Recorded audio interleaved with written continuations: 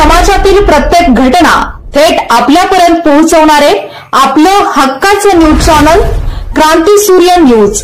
संपादक शशिकांत राजवंत।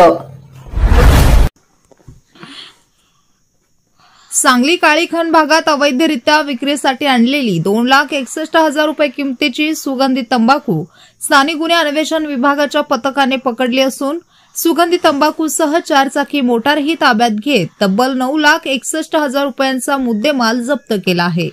या प्रकरणी निलेश तानाजी लिगाडे वय वर्ष 26 राहणार 10वी गल्ली दत्तनगर विश्रामबाग या संशयित आरोपीस अटक करण्यात आली आहे।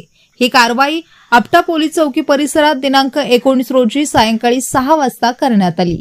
याबाबत स्थानिक गुन्हे अन्वेषण विभागाकडून मिळालेली माहिती अशी की जिल्ह्यात अवैध गुटखा सुगंधी तंबाखू तस्करांवर कारवाईचे पोलीस अधीक्षक संदीप घुगे यांनी आदेश दिले होते। त्यानुसार स्थानिक गुन्हे अन्वेषण विभागाचे पोलीस निरीक्षक सतीश शिंदे यांनी सहाय्यक निरीक्षक सिकंदर वर्धन यांच्या नेतृत्वाखाली पथक नियुक्त केले।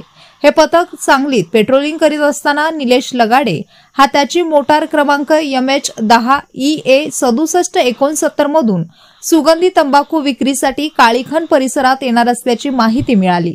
पथकाने पाळ ठेवून त्याची मोटार अडवून मोटारीची झडती घेताच प्लास्टिक गोणीमध्ये पानपट्टी व्यवसाय करता लागणारी 2,61,000 रुपये किमतीची विविध कंपन्यांची सुगंधी तंबाखू मिळून आली।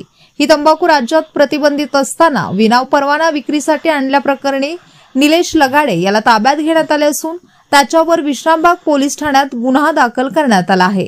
सदरची कारवाई स्थानिक गुन्हे अन्वेषण विभागाचे पोलीस निरीक्षक सतीश शिंदे, सहाय्यक पोलीस निरीक्षक सिकंदर वर्धन, जयदीप कळेकर, नितीन सावंत, सहाय्यक पोलीस फौजदार Anil Ainapure, police head constable Suryakant Salunkhe, Amol Aidale, Amsiddha Khot, Sanjay Patil, Hanumant Lohar, Atul Mane, Arun Patil, police नाईक उदय माळी, रणजित जाधव, पोलीस शिपाई रोहन गस्ते, अभिजित ठाणेकर, प्रमोद साखरपे, सुनील जाधव यांच्या पथकाने केली आहे।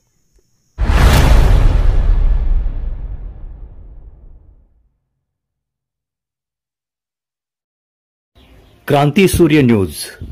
संपादक शशिकांत राजवंत। सबस्क्राइब करा,